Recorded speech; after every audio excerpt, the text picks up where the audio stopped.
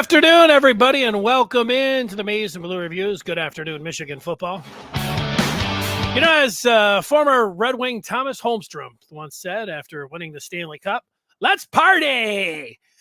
Let's party. Let's go. I'm excited to be here, talk about Michigan football, get ready for the weekend. I could say, yeah, I'm excited about the upcoming weekend with Michigan playing Bowling Green, which is true. I'm excited to be here today.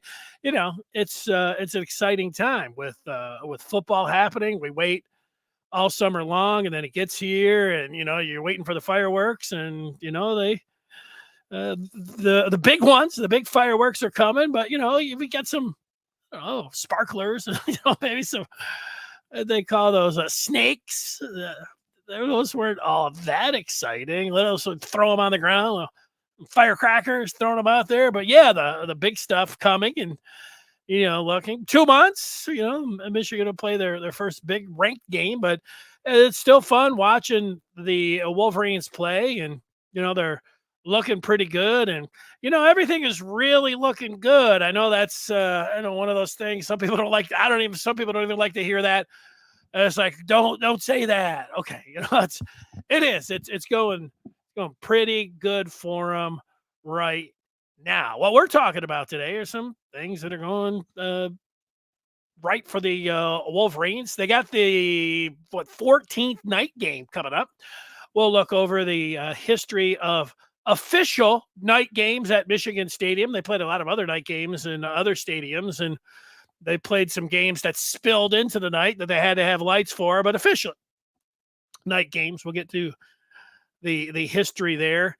JJ is playing out of sight. We'll talk about JJ Dynamite. We'll start with Michigan and Bowling Green, which comes your way.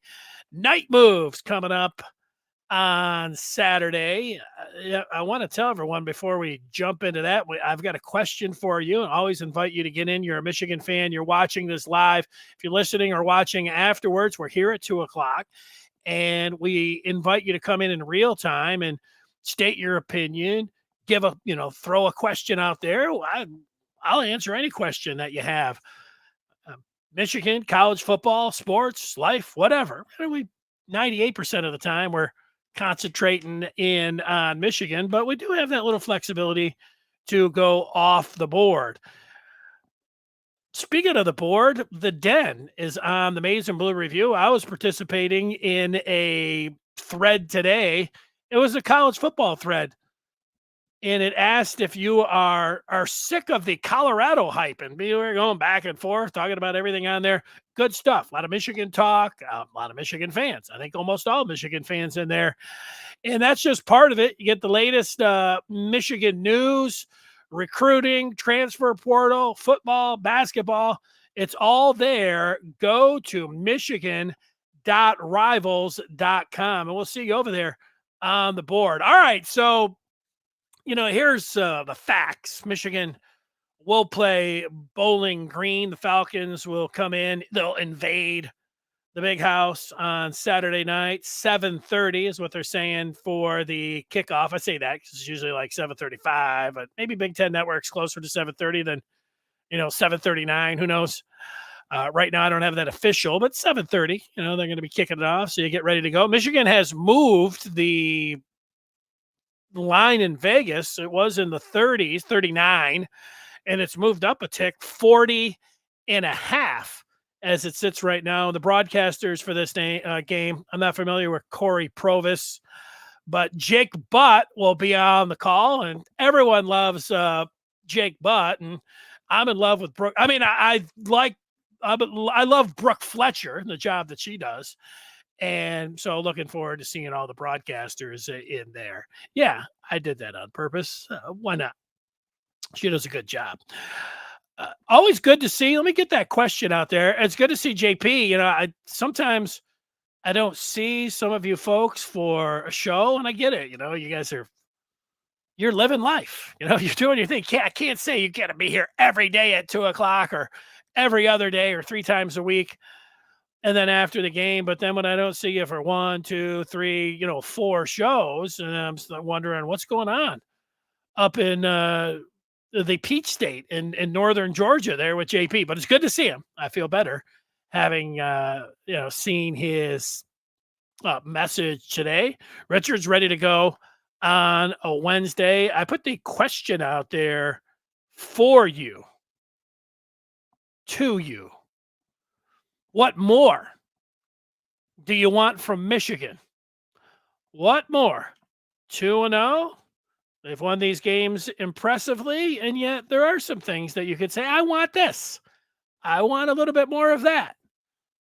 What is it for you? I've got a couple for myself, things that I want more of from Michigan, but I put that question out there to you. One thing that, when you say, I started the show off saying, Michigan's doing well, they're sitting pretty, they're looking good. And I was watching college football live yesterday. And at one point during the show, they put up the Vegas numbers from Caesars Sportsbook. That's the book that they were using. And Georgia is number one on the list of the favorite for the national title, followed by Michigan. Texas, after their big win in Tuscaloosa against Alabama. Ohio State's taken a little bit of a hit. Not much. They're still on the top four. It's not like we're sitting around ruling out Ohio State, although we do like to do that. Florida State, their big win against LSU, they're up there. SC, okay, they're SC, but, a lot of times, whoever you're listening to, you say, oh, that guy's a Michigan homer, or that guy hates Michigan, whatever it is. Vegas, they're not in the I hate, this school, business. They're in the business of trying to get the lines up there to make some money. And, having Michigan up there at number 2, and you could say, that's not exactly what it means. They're trying to, okay, you can make a point on that. But Michigan right now being number 2, whatever you think of that value, it's just how things are going and, how they see it, whether they're algorithms. I know there was some, the FPI, which puts a lot of recruiting involved in that over the last few years. And it didn't really like Michigan. It had Ohio State. Remember, we talked about that over the summer. I was like, okay, anyone that was putting Ohio State preseason, and now too, but anybody that preseason was putting Ohio State in front of Michigan, it shows you, I like analytics, and I like a lot of the formulas, that go into sports. But sometimes you look at them and you can see the issue. And the FPI from ESPN before the season having Ohio State in front of Michigan was faulty. You couldn't really make a case. They did because they have got the recruiting rankings in there, but to me, what Michigan has done, where the game is going to be played, the personnel, the quarterback, coach, all of those things, pointed to the maize and blue. So that's why I took the FBI, sort of pushed it off to the side. But what more do you want from Michigan? Let's get to see where the people are at when it comes down to this question. Richard is looking forward to seeing the lights at Michigan Light Show. Here's the poster formerly known as Andres. Dennis, what happened to your Tigers last night? Well, I have to admit, I started watching. It was a pretty good game. 3-3, 5-5. And then I flipped, said, I'm going to start watching college football live. And then I watched a little bit of that. And then next thing you know, that game was over. So I don't have a great feel about what happened to him pitching. Just not there. Not good. This one's stealing my thunder a little bit, but I'm okay with any time a little. I kind of think just doubling down on my thunder. Richard saying, will Corum and Dono get going this week? And my answer to that is yes. Why would I think that Blake Corum and Donovan Edwards would get going this week? It's the one part to this offense, And I think it would be the number one thing when I ask the question to Michigan fans, what do you want to see more from Michigan this week? Because you have seen an outstanding defense. I mean, like Michigan is, I don't know, how much could you complain? Oh, they gave up a drive. The second or third team, they gave up a score. Okay, you can complain about that. But overall, let's always be honest, but let's be honest about the defense. It's been A quality, no complaints from me with the defense. Offense, I don't have much to complain about either. The passing game, which people were like, no, Michigan doesn't have much of a passing game, has been spectacular through 2 games. So you go to the running game, and even though Blake Corum has shown some flashes, is he the Blake Corum from last year? Not quite. But I do think, it's hard to compare ourselves to like premium athletes. We do it anyways. But in some cases, you can. And I can remember a number of times, like I used to play basketball every day, every other day. And then I'd turn my ankle and I'd be out for a month or something, hurt my leg, be out for a month. You get back for the first time, and a few times that first time, I played pretty well. But then it takes a little while to get back up, and you're out there playing in some pickup or game type situations, to get back. And we've seen enough of top level athletes say it, not just my own account, that Blake Corum, I know people like Blake Corum's a little bit too big, or that muscle that he added. I don't know, like the speed from game 1, it was something like next gen, but they were tracking his speed. He was as fast as any running back in the NFL last year. That included Saquon Barkley and Tony Pollard and Joe Mixon. So, the speed was there.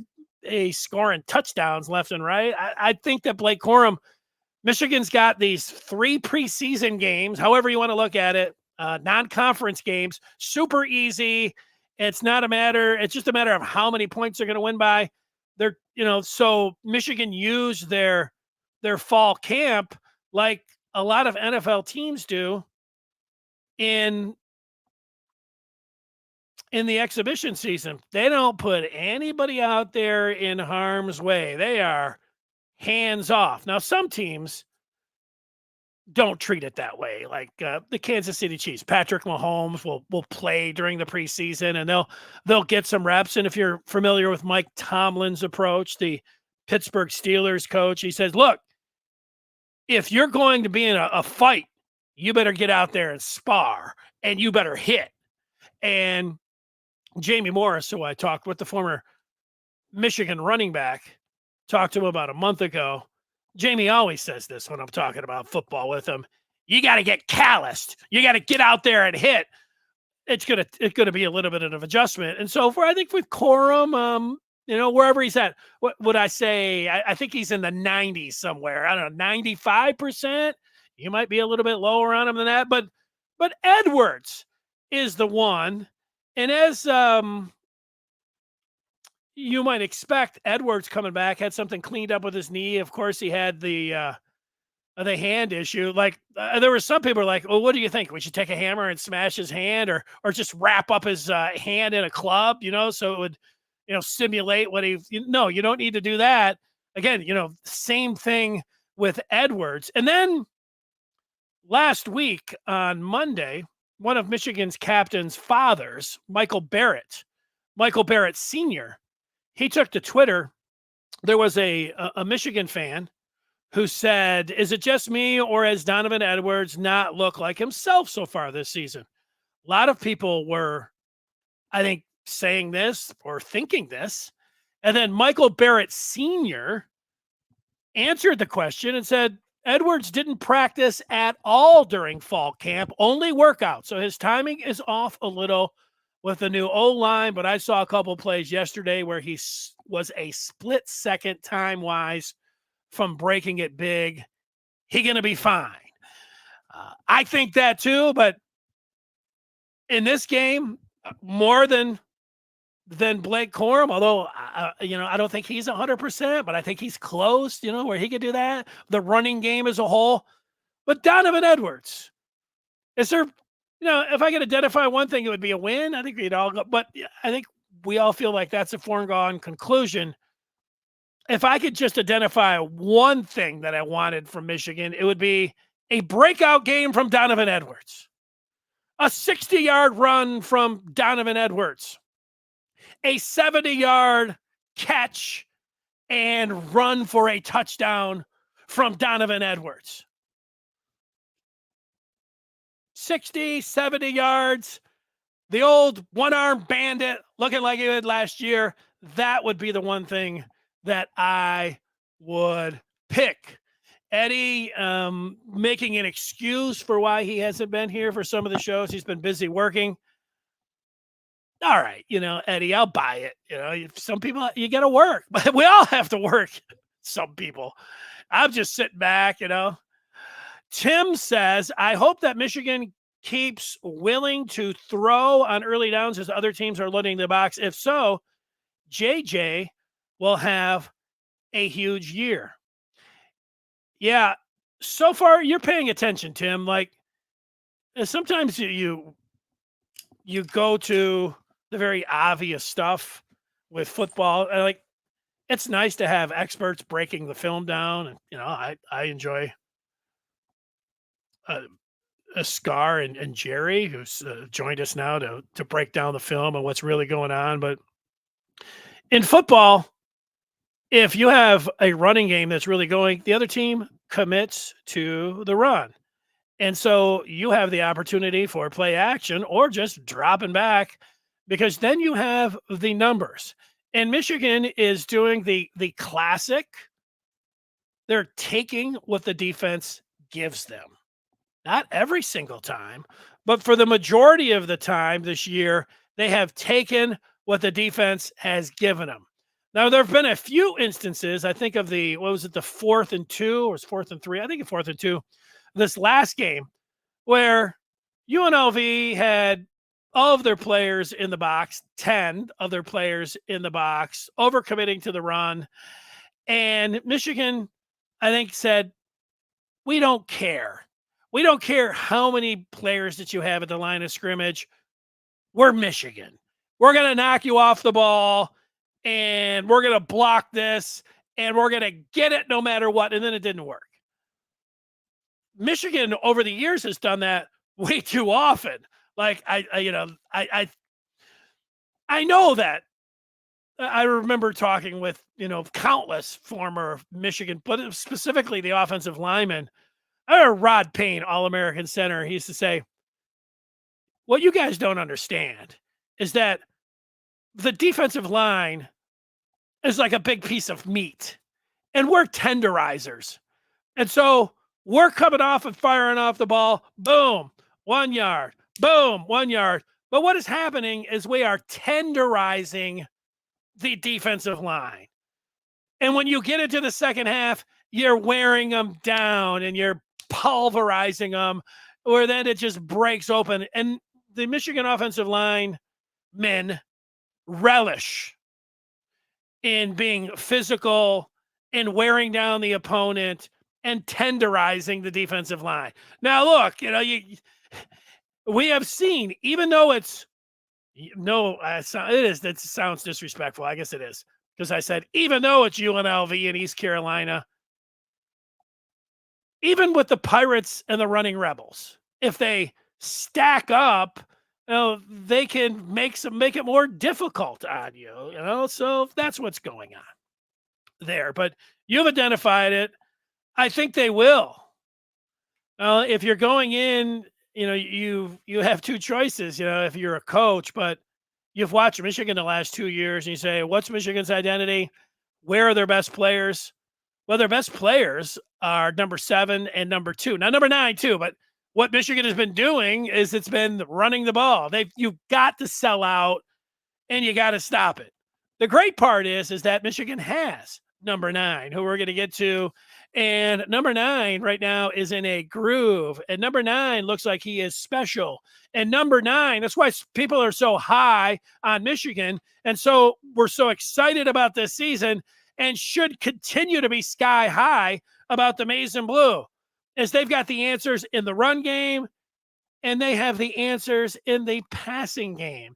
And the defense looks like it could be a championship defense. Noted. All exciting if you're a Michigan fan. Let's look at what some others are saying about what they want from Michigan. Let's see. Let's get back up to there's a lot of feedback coming in. You know, I ask for it, and then it comes in. It's nice how that works. Let's see. I got to get back up to the top. Eddie just wants to win them all. Okay, Eddie, that's what more you want from Michigan. Just win them. Just win them all. I think Michael agrees with that. All to count 22. Let's see where he's at. Old 22 says we've got a statue at quarterback and a weak O-line. Michigan D-line will be eating good in late November. You know, I can't be mad at 22. He's always got OSU on his mind. I'm not mad about that. MB wants the boys to take care of business one game at a time. He's just looking to be 3-0. 22 is impressed with Kenneth Grant, or as he is called by the football team, KG. KG, I think it was even mentioned during the broadcast. Danielson or Nessler says these guys look like Georgia defensive tackles. There's no bigger compliment right now that you could give of what we've seen from the last 2 years, that guys that used to work down there in the SEC coming up here and saying, man, these guys, old KG looks like he could be playing for Georgia. Exactly. And it's not just that KG is just this gigantic human and space eater. It's not that he has been this brick wall that's been just stopping the run. You know, he's just a 2-down thumper in the defense as a defensive tackle, and then they have to take him off the field. He's been Michigan's best pass rusher at his size. And Mason Graham next to him. What a team. When Harbaugh said last year that these guys were a gift from the football gods, he was not joking. Mason Graham and Kenneth Grant has been spectacular through one season in 2 games. I like recruiting almost as much as everyone. But Mason Graham and Kenneth Grant, like, these guys they weren't 5 stars. They are playing like 5 stars at this point. So that's why you like recruiting, but then you see guys like this and you're like, man, these guys are stars. They are stars. Richard has to say this year is probably the best Michigan/Detroit fandom year of my life, and the expectations are soaring. Yeah, I'm not going to talk you down on either of those points, Richard. I could with the Lions. I mean, I feel better about Michigan than I do the Lions, and I feel pretty good about the Lions. So I see what you're saying there, but I'm with you. AJ, he likes to take shots. Let's see what AJ is saying. ESPN looks at the numbers, the recruiting rankings, and not the actual gameplay, which tells the real story. True. Jason wants to see us get healthy. He's waiting to see Will Johnson, Amarian Walker, McCarthy Page, Rod Moore, Darius Clemens all come back. I do believe these kids can be game changers. Well, Johnson was out there for a minute. Page was out there the previous game. You know, I'm most worried in this list about Rod Moore. I don't know when he's coming back for sure, but I feel pretty good about Will Johnson and McCarthy Page. I'm not totally sure. Nobody's saying much about Amarian Walker. And Clemens has been out there and then hasn't. This is the one thing. It's like preseason in the NFL. These games actually matter, but you know you're going to win. So if you're dealing with anything, sit them out. and all of these guys have the word is that they're all expected back, that it's not going to be long season ending. Moore's the one that I'm not 100% sure about. But if you could see number 9, he's not number 19 anymore, is he? He changed his number. What number is Rod Moore now? Single digit, I think now, isn't he? Let's see. Frederick Moore is number 3. Derek Moore is number 8. I should know this, but I have to check. Rod Moore, number 9. Drop the 1. It'd be nice to see number 9 on defense be out there. That's the one. That would be something more I would want to see. Rod Moore. More Moores. More Derek Moore. More Rod Moore. More Frederick Moore. Can't have enough Moores. All right. Let's see a little bit. Getting that natty would not hurt. I like it. Take a couple more. Now, here's old Venice, who looks, like I'm used to seeing that the old avatar from Venice. This is a new one. He's looking very much like a family man. He's cleaned it up. Before, it was more of a menacing avatar. But he drops in, when you drop in every other month or so, that's kind of, you change things up. 22 says he knows the O-line's getting a lot of criticism, but he's been very impressed with the pass blocking. Yes, well, they've graded out tremendously. They haven't given up a sack. They, I know something about JJ's running for his life. I don't know, JJ kind of, JJ's not a just stand in the pocket, pat the ball, go through his progressions. JJ's take the snap. Sometimes he could just sit there and fire it, but JJ's more like, let me get it, and then, here's the pressure. Let me run over here. He's been magnificent. Michigan hasn't had a lot of negative plays, and yes, the pass blocking has been tremendous. Right? I'm right with you on that. Venice wants to see more from right tackle. I think that's fair. You wanted to see more from right tackle. Miles Hinton is a giant. And you've got competition there where you could see Trente Jones potentially. They can flip a lot of other things around. So I think that if we're putting together a top 5 now, because the number 1 is people just want to see, you can just say more from the running game. That kind of covers it. Specifically for me, I want to see Donovan Edwards. Specifically from Venice, he is going to right tackle. And I think this is it. Donovan Edwards, right tackle. That's it. Antoine jumping in and saying eventually teams are going to let Michigan run because they have to play JJ honestly, the way he's throwing the ball. No truer words have ever been written, Antoine. The Moose thinks that Hinton is the weak link. I'm not going to get too, bent out of shape with Hinton. I know how good Trente Jones is.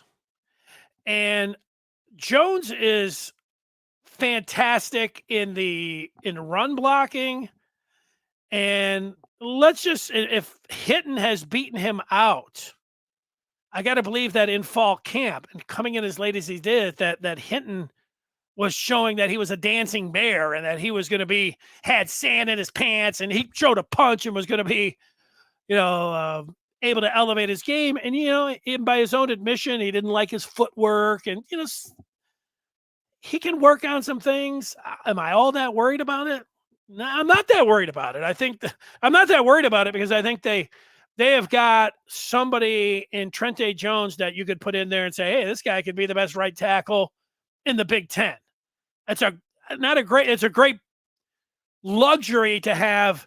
You're sitting here, Hinton could be the weak link, and yet you got somebody behind Hinton that you think could be all Big Ten. That's how good. It's a great situation. Other teams are like, cry me a river. You're worried about Hinton. That's right. I haven't seen anything but positivity from Nugent, the center for Michigan, coming over from Stanford, Drake Nugent. That's it. Moose also wants to see Ladarius Henderson and what he can do. Sure, but you can only have 5 guys. And at this point now, I know that Jim Scarcelli is like, look, it's preseason, play around, rotate these guys.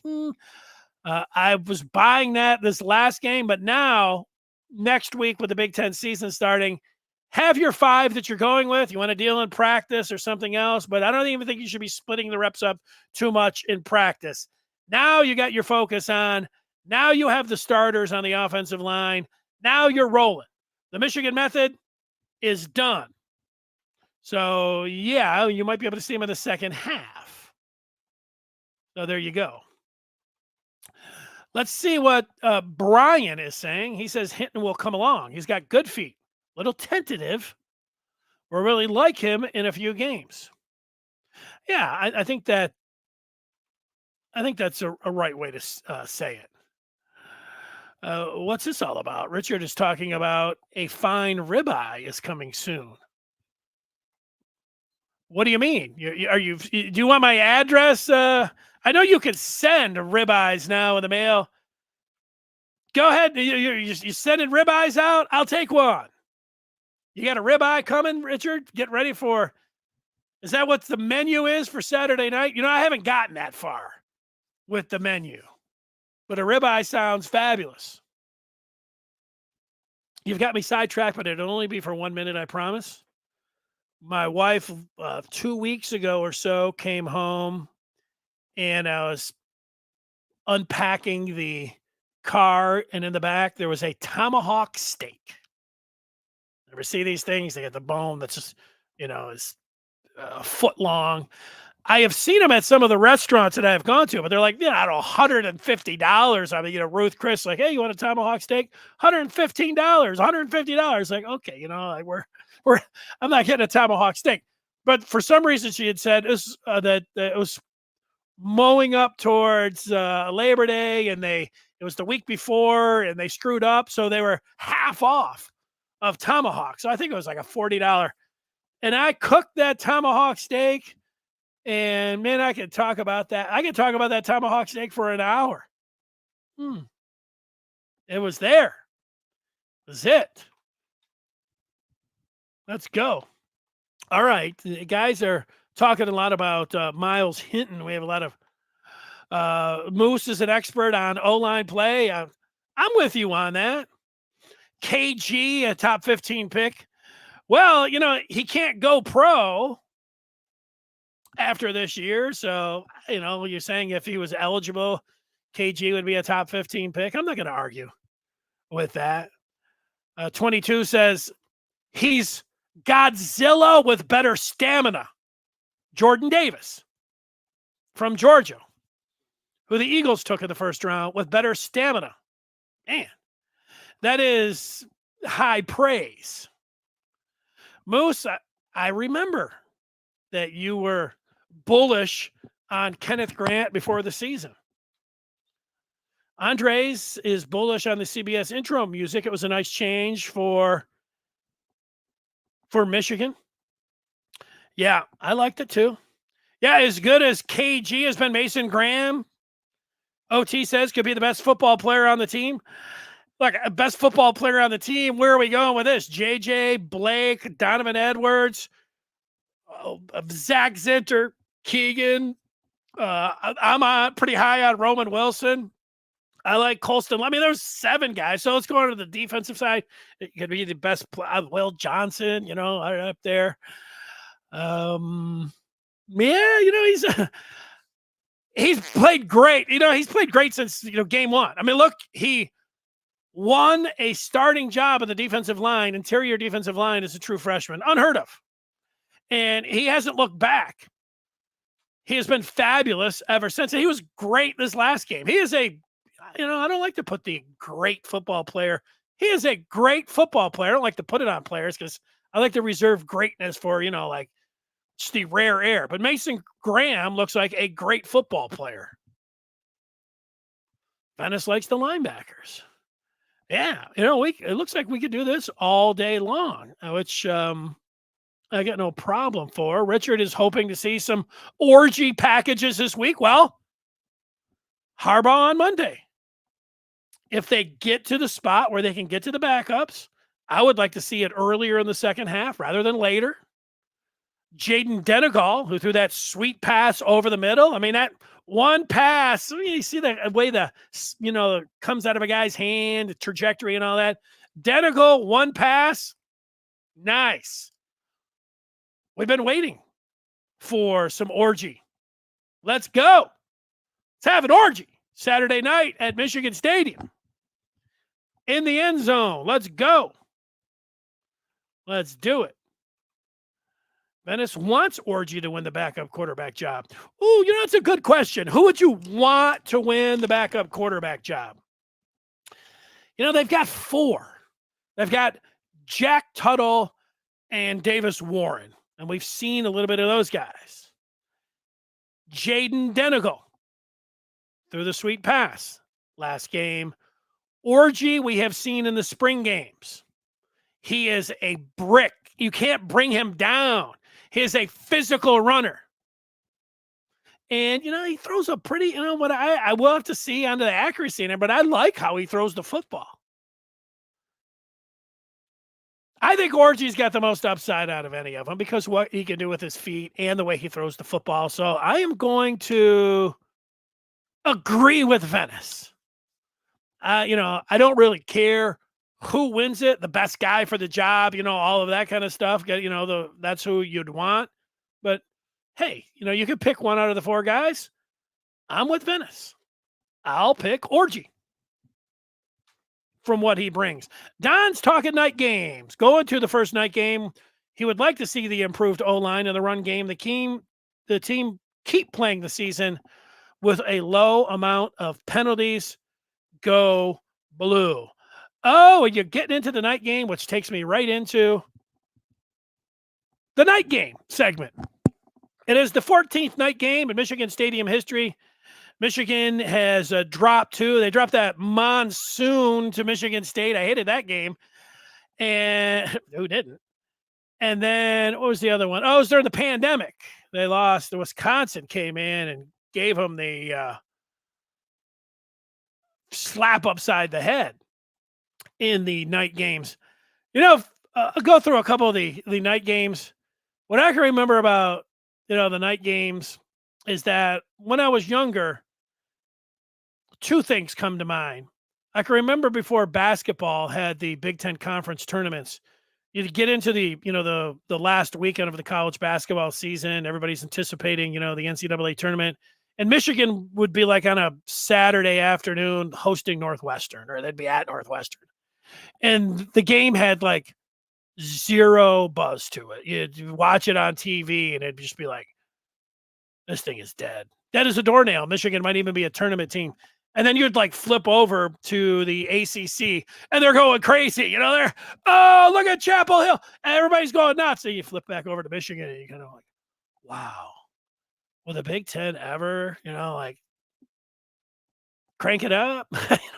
Let's go get a little conference tournament. And then they did. And the rest is history. And it was the same thing with night games. There's nothing better than Michigan football. Game day atmosphere, all of it. They've got everything. You love it. But you would watch Michigan football.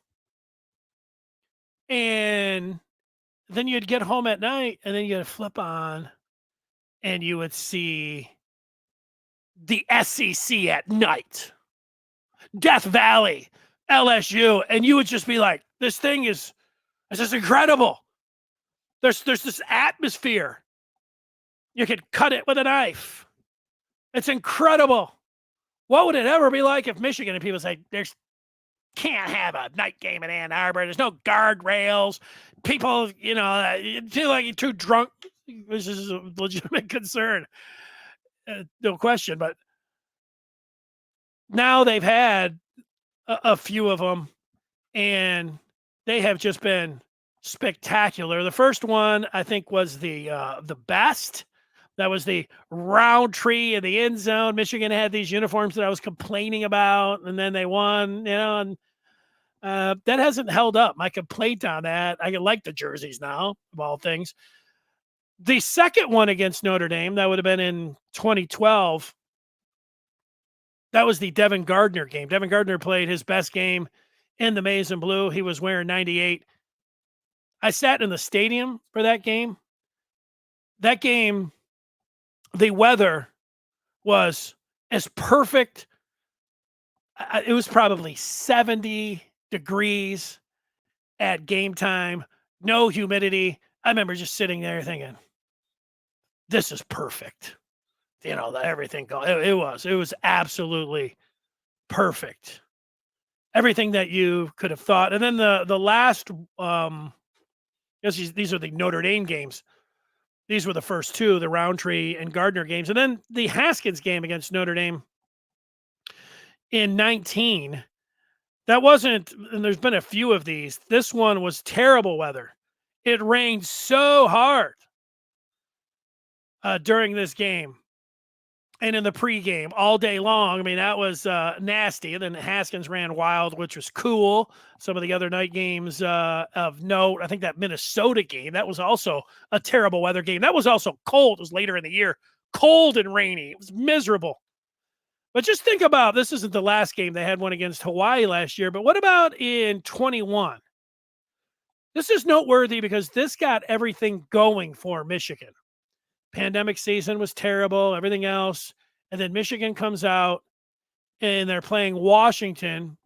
They play Western in the first game, but then they play Washington. And Michigan's only up 10-0 at the half, and people are complaining, they're dominating and they're going to lose this game. They better come out and throw the ball. I was saying the same thing. They didn't. They just kept running it and running it and running it. And the ground and pound to the tune of 56 times, 343 yards. And people were saying, this can't continue. They've got to be able to. No, it did continue. That was Michigan. That was the signal, the night game against Washington 2 years ago, that Michigan's up to something. And it's old school, punch you in the mouth, ground and pound, and take no prisoners. And it's worked for them the last 2 years. Been fabulous, as a matter of fact. All right. I'm not sure I understand. My watch is talking to me. Not my wife, my watch. Let's see. It's good to see INQSS in. He was coming in last week throwing some stuff around. He says he just wants to see us against Rutgers. No worries, my friend. I guarantee you will see Michigan against Rutgers. It's going to happen. It will happen. I guarantee it. Got a string of points here from INQS. Rutgers has been promoted to our third hardest game by backward steps across the league. Maryland looked bad versus Charlotte, not convinced about their depth. Making the case for Rutgers being the third hardest game. I'm not ready to go there. You could be right. I don't think it's going to be an easy game. The one thing about Maryland, that game is on the road.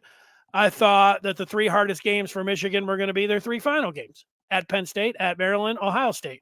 Rutgers, the game is at home. Now you could say 2 years ago, that was a tough one. Michigan didn't score in the second half. They had 4 3-and-outs, and they ran the ball on the 3rd and 13. Everybody was going crazy in plus territory, including myself. All fair points, and Michigan had to hang on to get that victory. 20-13 after being up 20-3 at the half. All good stuff. Schiano, I think, is a good coach. You could be right, but I'm not quite ready to say that it's going to be a more difficult game than. I don't even think it could be. The Minnesota and Nebraska, they haven't looked very impressive, but I feel like one of those games is going to be a lot closer than it probably should be, and it being on the road, it could be a fourth quarter game. That's it. Notre Dame at 13 was one heck of a party. Yeah, they are parties. Michigan, Notre Dame, you hate them every other day, and then you get to the game and you're excited to see it. Been watching cut-ups, and it doesn't seem like the O-line is actually the issue. Yeah, you think it's the running backs? I mean, it's a little combination. If they get out on the safeties, you could break one. I'm not all that worried about it. I think, they're not all that worried about it. Of course, they're not going to come out and say they're all that worried about it. But look, if Michigan, everybody's saying we want to see the running game, we want to see Blake, look like Blake, we want to see Donovan Edwards look like Donovan Edwards. Everybody knows that. They're over a 40-point favorite at night against Bowling Green. If they can't take the big hammer and smash the Falcons to smithereens, then have big-time explosive game run plays, then, then we could come back on Monday and say, all right, or even Saturday night on the post game and say, okay. But I don't think that's going to be the case. Let's see what happens against Rutgers. I feel pretty good about it. I think it takes... I know what kind of football players Corum and Edwards are. I see the talent on the offensive line. I think it's just going to be a matter of time. And I'll pinpoint the time, 7:30 Saturday night. Your worries will start to be alleviated as you see Donovan Edwards running 60 yards into the end zone. And we're going to be saying, I'm worried about Donovan Edwards. There he goes for another one. Touchdown. Jake Butt's going to be like, hey, there's just been a little bit. They've been very close, and now you see it. Let's go down to Brooke Fletcher. And everybody's going to be like, wow, let's just go down to Brooke Fletcher. And nobody really cares what Brooke Fletcher has to say, but we'll be excited to see her. I do care what Brooke Fletcher has to say. I want to see what the outfit's going to be like on Saturday night. I'm excited for the game. OT says, unpopular opinion, let's play the game at prime time, 7:30 kickoff. Yeah, that is it's mostly unpopular. I think you're right about there. Gabe hates going to night games. Yeah, well, they look good on TV.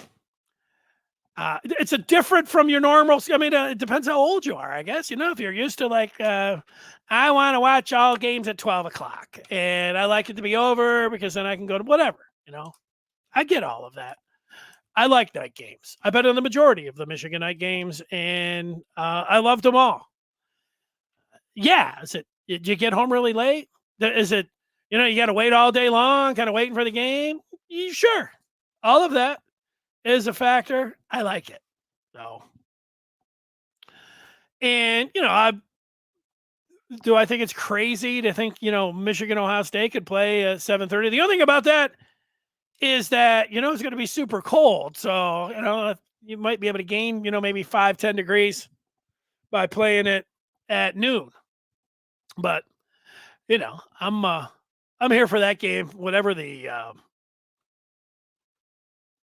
whatever time. They could kick it off at, midnight or 9 a.m., which I wouldn't be in favor of either of those, but I'll be there. Best night game he went to was in Indy. That's a drop the mic message. Michael, the Wisconsin 18 wasn't bad. Yeah, I kind of feel like you had Shea Patterson running in that game. I was at that game too. I enjoyed that one. Haskins in the 19 game. Yeah, he was great. Let's, before we move on to some JJ and Blake Corum, BN says it made perfect sense to keep pounding the ball on Washington. They had 2 NFL corners. Throwing the ball would have played into their strength. I'm going to say good point. Good point. What about JJ Dynamite? Leads the nation in completion percentage, 87.3%. That a big deal? 1 second, I'll answer that. JJ McCarthy, 4th in pass efficiency, 202.5. Is that a big deal? Yes. Is it a big deal that Michigan has come out and taken what the defense gives him and that JJ has been super sharp and he's looked great? Is it a big deal? I mean, yes. How big of a deal? We'll see, but they're good signs. I remember last year, like Michigan had all these, great numbers, especially during the non-conference, everything. It's like, oh, they're number one in defense, number one in offense. And it was like, all right, well, they haven't played anybody, And I said, look, I'm going to wait till after the Penn State game. And if Michigan plays well in that game, well, then I'm going to start touting the numbers nationally and in the Big Ten and everything else. Well, Penn State came into that as a top 5 run defense, and Donovan Edwards, ran for 173 yards, and Blake Corum ran for 166. And those guys both galloped, back to back. One had a 61-yard touchdown run. The other one had a 67-yard touchdown run. And I was like, I'm sold. Michigan having a great rush defense, or Michigan having a great rushing offense. I was also sold on their defense at that point. So, it's early. It's like Michigan, number 2 Michigan brings in, JJ McCarthy. All of those things sound good. They're not playing anybody, but at what point will the numbers mean something to me this year? Well, what are we looking at midway point this year? They got Rutgers. They got the 2 road games in Nebraska and Minnesota, then Indiana at Michigan State, Purdue. Michigan should kill these teams. At Penn State, I'm going to wait. I know that's November 11th, so I got to wait, 2 months before I start saying that I think all these numbers mean something. But that's how long I'm waiting. But in the meantime, I'll recognize them. I'm like not going to be like, oh yeah, Michigan. Although, they were top 5 pretty much all year long in both of them last year. And you could say, hey, they look like, they could be even better on defense than last year. And boy, look at JJ, and we know what the running game looks like. So that's just how I feel about it.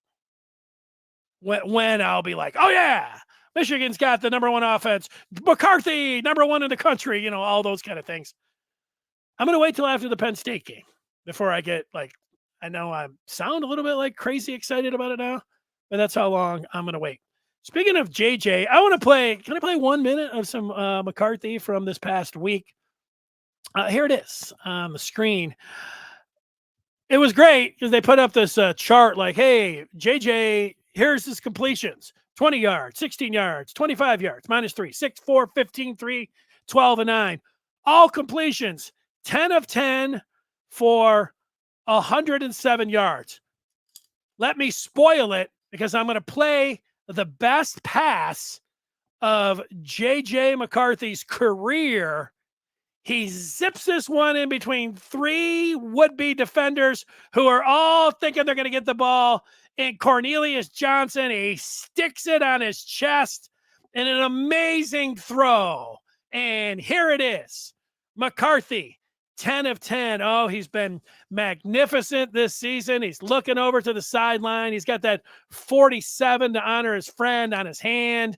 He takes this pass, and this is the kind of ball that you just seen ripped into Kojo here. This is why you get excited. You're a Michigan fan. No, he wasn't running around there.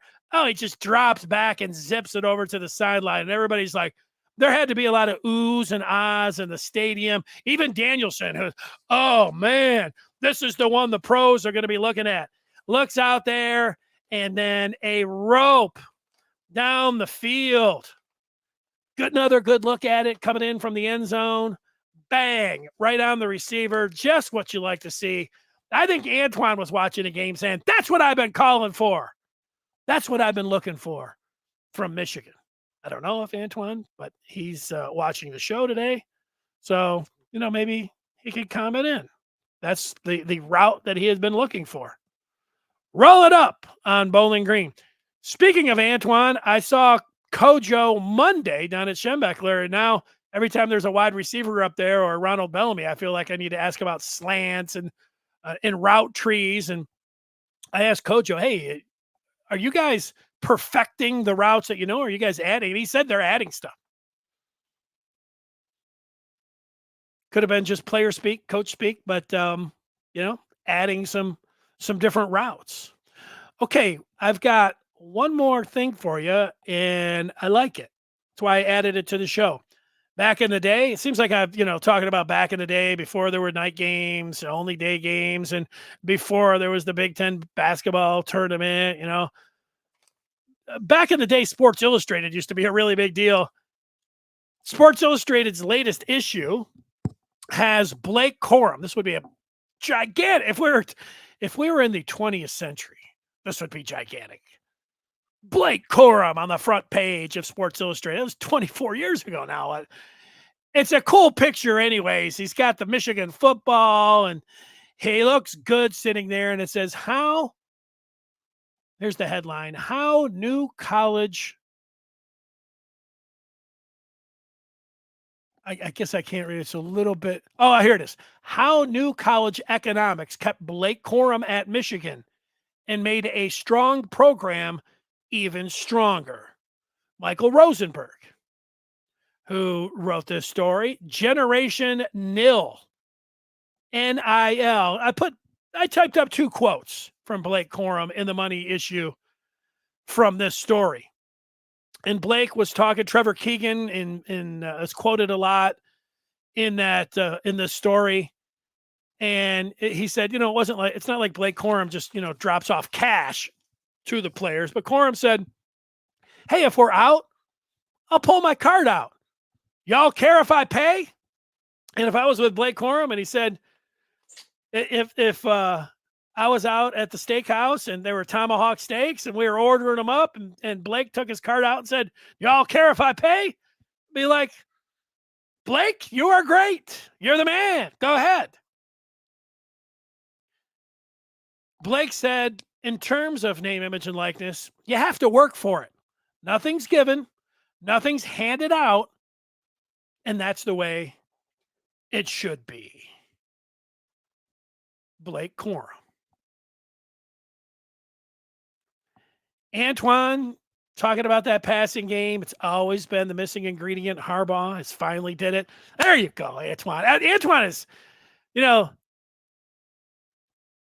if we could go back to 2 years ago,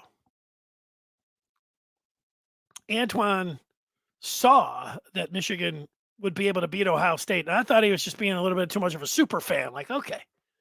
And he's saying it again this year. And now he's very happy with what he has seen. He's not worried about Michigan. He's been begging for this, even before I was doing YouTube for 5 years. And now he sees it. We'll take a few more on feedback here. The Moose says Corum is going to heat up. I agree with that. Montreal, Blake ain't looking like Blake, kind of concerning. I think in spurts, Blake has looked like Blake. He's scoring touchdowns at a big-time clip like he always had. And that first game, 73 yards. Would you rather have had him 173 yards? Sure. 10 carries in the first one. What do you have, a 37-yard run, 21-yard run? They look pretty good in both of those. Got up to 21.1 miles per hour, which was as fast as any running back in the NFL. But you're not the only one that's saying it, Montreal. So I believe that you're waiting for the cape to come out and for the S to be on his chest, and you just be like, this is the best running back in the country. And yeah, he's close to that. He's coming off a major surgery. And I'm thinking on Saturday night, your worries will be alleviated. It's the same thing with Donovan Edwards. Donovan Edwards doesn't look like the guy that was, tearing up Ohio State's defense last year yet. But look, I think that can happen on Saturday night.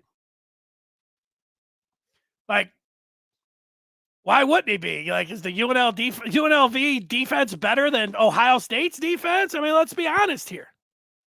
When you have seen the great players, and especially with Edwards, I mean, you can make a case like, it takes a year for the knee to come back. I mean, you can make that case.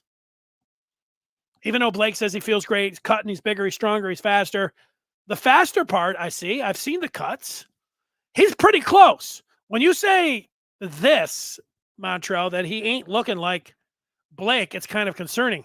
he's looking really close. I mean, like, let's not act like, he's fallen over and he's, run for 20 yards and he's had no explosive plays. He's had explosive plays. He's catching the ball. He's getting into the end zone. He's close. Blake Corum is close to being the Blake Corum of last year. I'll put him at 94%. What did I say? I think I said in the 90s, but I'll bullseye it. He's looking like 94%. It's pretty good. That's better than 94% of the running backs in the country. So, but it takes a little time coming back from the injury. Donovan Edwards, I predict he will go off on long touchdown runs this Saturday night. Bucket. There's my prediction for you, Montrell. Donovan Edwards runs wild. Explosive play after explosive play against the Falcons. He shouldn't have added that weight, in my opinion.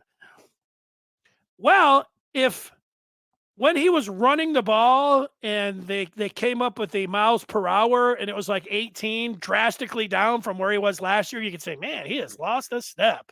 He is not as explosive as he was last year, but he was. But he was as explosive. And so, for me, it's what's different from Blake Corum. Well, he had the knee surgery and he's gained 10 pounds. Now I think he added too much muscle. Well, he's just as fast. So I don't have a problem with that. Players are always, with Blake Corum, what we know about him is that he's a tireless worker in the weight room and on his body, everything, what he's eating, his diet, all of this. Adding the 10 pounds, why did he do that? It wasn't like he was just eating tomahawk steaks and thinking, I just want to fatten up a little bit. He was doing it so he could take more of a pounding, that he could be more durable. I was like, that's why Tua Tagovailoa did that. That's why Tua Tagovailoa took jiu-jitsu. So he would be more nimble in the pocket, get hauled up. Let's wait. Being concerned about Blake, I can't tell everybody not to be concerned. Starting to talk about he added the 10 pounds. You can say whatever you want. Talk to me after the game on Saturday. That will have been 3 games, and now people are asking him, hey, you don't look like the same guys before. Let's see. And the same thing with Donovan Edwards. If Donovan Edwards doesn't have the explosive plays on Saturday and Blake Corum doesn't look like the Blake Corum from last year, well, then we'll talk about the extra 10 pounds. We'll talk about what's going on with Donovan Edwards. But let's just see. Richard just thinks he needs to let loose. Moose is more worried about Edwards. Yeah. I don't, so if we're going to worry about, it's a very low worry level for me. If Donovan Edwards, he had somebody, was it to clean out his knee or something? He says now he feels 100%. It could take him a little bit of time too to come back from the procedure that he had. But the biggest thing is they did not put these guys through the paces in fall camp. They saved them. This is like practice for these guys. This is like the exhibition season in football. They were, I'll say, smart about that. Did you need them to be 100% ready to go when the curtain came up back on September the 2nd? Answer, no. Did you need them to be 100% against UNLV? The answer, no. Did you need them to be 100% coming up this Saturday night against Bowling Green? The answer there is no, but you need to have them pretty close because next week, it's the conference season. Just factor that all in when you're talking about the 10 pounds and I'm worried about Dono and all this other stuff. Just do it. These are scrimmages. It's the exhibition season. Matthew's talking about the starters. If we kept our starters in the entire game, we'd have had 2 shutouts and we would have had scored 40 plus and we would have more rushing yards. He's not worried about the team. I'm not really either, Matthew. I'm certainly not worried about the defense. because of the greatness of Edwards and Corum, and we know what they have dealt with in the offseason, I can see a little bit of teeth gnashing, a little bit. Little baseball analogy. Let's see if we buy this one. Donovan is like a baseball player in a slump. Eventually he will break out. I think Donovan Edwards and Blake Corum are like players that are coming off an injury that didn't practice during fall camp. And it takes a little bit of time to ramp up. To me, instead of baseball, it is more like these guys are boxers. And they haven't sparred with anybody. And now they put on the headsets or headgear, and they've had a little bit of sparring and a little bit more. And now the headsets are off, headgear. And now they're taking a punch or two, but you know that timing that you have to have and everything that goes in, I hear of being an amazing athlete, superior athletes, to get all of that going, it takes a little bit of time to ramp up. You need to callous your body. You need to spar when you're a fighter. And in football, that's what these guys are doing. They're fighting. I expect them to ramp up to be complete on Saturday night. That's what I am looking for. I have to cough just for 1 second. You didn't hear that because I used the cough button. A couple more. Brian says Blake is fine. They're putting new plays into the offense, like stretch. He needs to get the angles and timing down. Another good point. INQS. He's getting less concerned with the O-line. It's just Donovan getting the rust off and the receivers blocking a little bit better. Where's my bell? There it is. That's it. Get the rust off. I couldn't say it any better. Although Antoine's talking about Blake putting on too much weight. There's such thing as working out too much. Too much makes you stiff and less fluid. He needs to lose the 10 pounds. Yeah, I'm not ready to say that yet. I understand your point. This is also something that he knows his own body and that they've talked about. Now, I think you could make a case because I look at NFL players and the weight that they want them at. And that, you could say, well, that's what he was doing for the NFL. If it's good for the NFL, I kind of feel like it's going to be good for college football. Could it be a little bit of an adjustment? Having an extra 10? Hell, I put on an extra 70. It's been a little bit of an adjustment. Not a good analogy. Me putting on an extra 70 to Blake putting on an extra 10 is not, let's just scratch that. Sometimes I wish I did have a delete button. I could just go back from 30 seconds like we do in radio. But I rarely hit the dump button in radio. Blake is great. Same thing with Dono. Blake will be okay. Just won't be able to run from no one. Yeah, well, the part about, I hear you, what you're saying about the weight again, AJ, but I don't know what you would counter.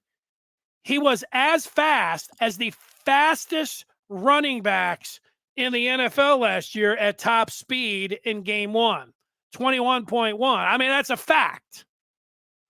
They measured it out. So, just getting your legs underneath, knocking the rust off, adjusting to the 10 pounds, getting the confidence with the knee. I think those things, for me, I would put in front of, he's added the 10 pounds of muscle and that isn't good.